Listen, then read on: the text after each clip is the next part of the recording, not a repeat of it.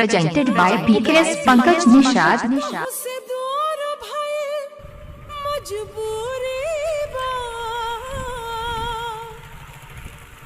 प्यार मिले ना मिले तो हर जियल जरूरी बा। समय के वार से ए जान हार गईनी हो, तोहरे सलामती खातिर हाथ हम छोड़ोनी हो।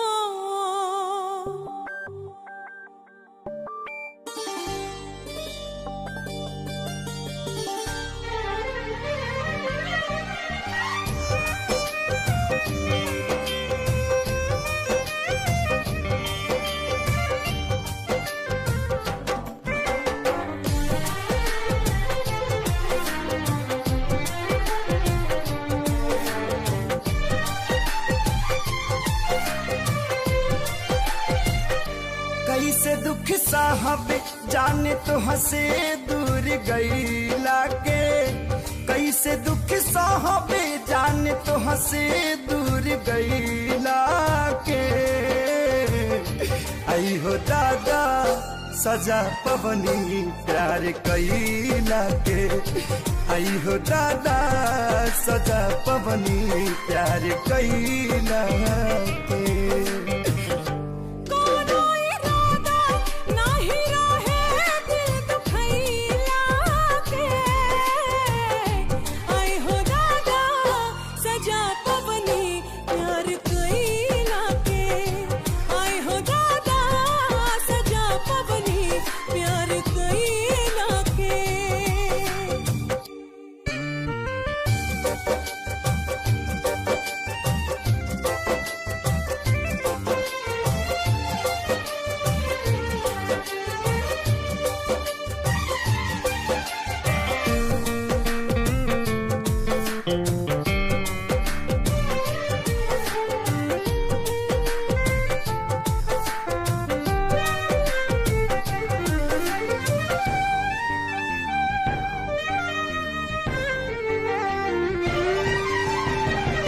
पहिले जे पाता रहित पड़ी तारा रहो, कबहू न कैले रहती प्यार। पानी मजबूर हो भइनी तोह से दूर हो, जिंदगी में भइल बायनहार। याद ना जाए तोहरा संगे पल बितैला के, आई हो दादा सजा पवनी प्यार कईला के। आई हो दादा सजा पवनी प्यार कईला के।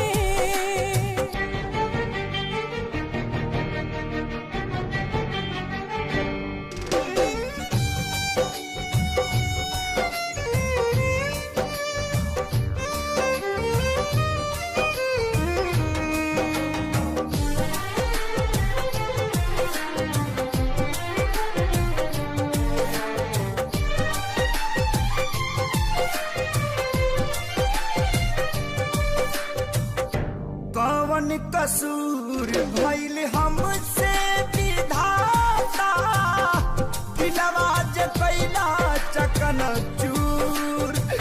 काहे के मिलोला बिरतिया लगौला, जब रिश्ता न रहे मंजूर। गम के आगी में जरतानी भी न चैला के, गम के आगी में जरतानी भी न चैला के। आई हो दादा सजा पवनी प्यार कईला के, आई हो दादा सजा पवनी प्यार कईला के। आई हो दादा सजा पवनी प्यार Presented by PKS Pankaj Nishad.